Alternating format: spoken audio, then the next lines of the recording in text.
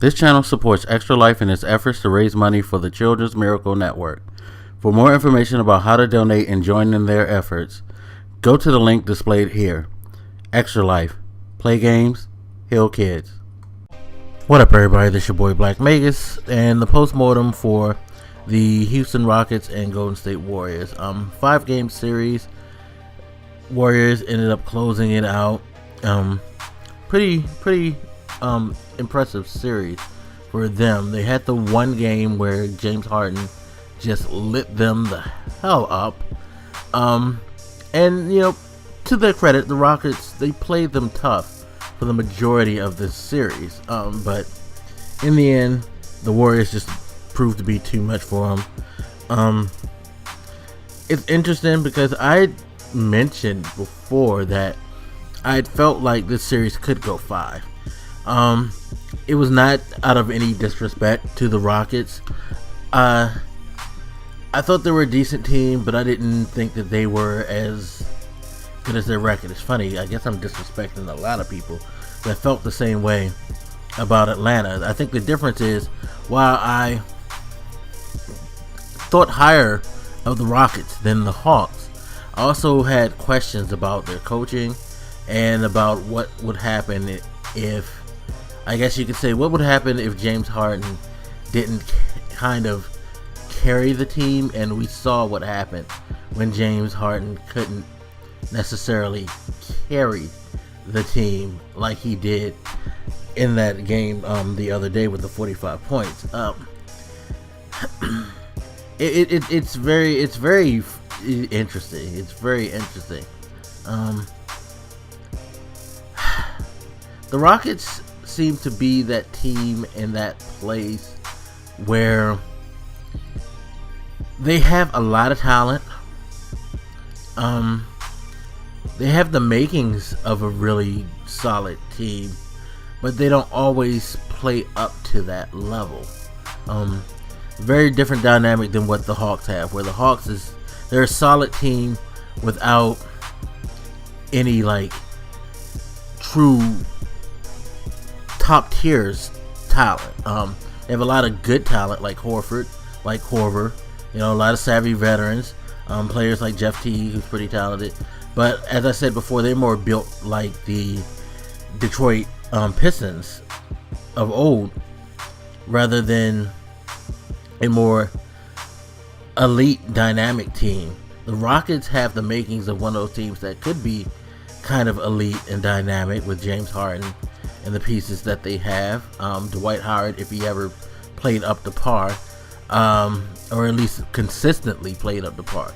Dwight Howard didn't have that bad of a series, considering the fact that he's been injured a lot this season. He came through and he was pretty decent, but he's not the secondary player I think that James Harden needs.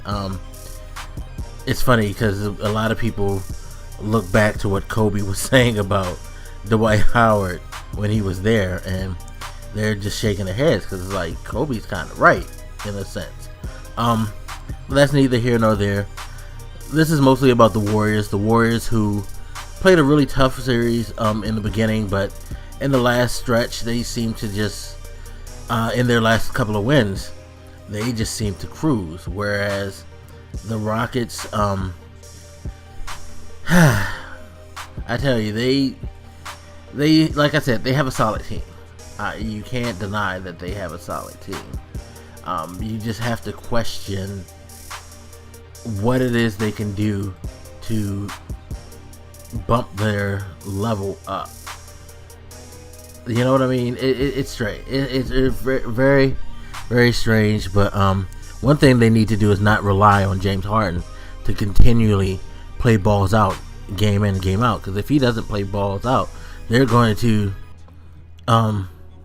get stomped. You know, if he doesn't, you know, play ridiculously well, and just murder the other team they have to find a way, and they don't really have another go-to option.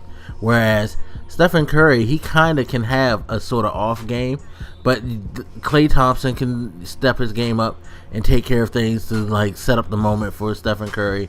You know, Draymond Green, he's a solid all-around player who can help them.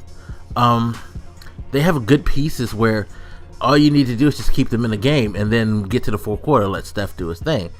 Whereas with the Rockets, if James Harden doesn't pace them, they seem to tail off. So it's interesting. It is very, very interesting to see the two differences between those teams. But hats off to the Warriors. Looking forward to the finals. Warriors, Cavs.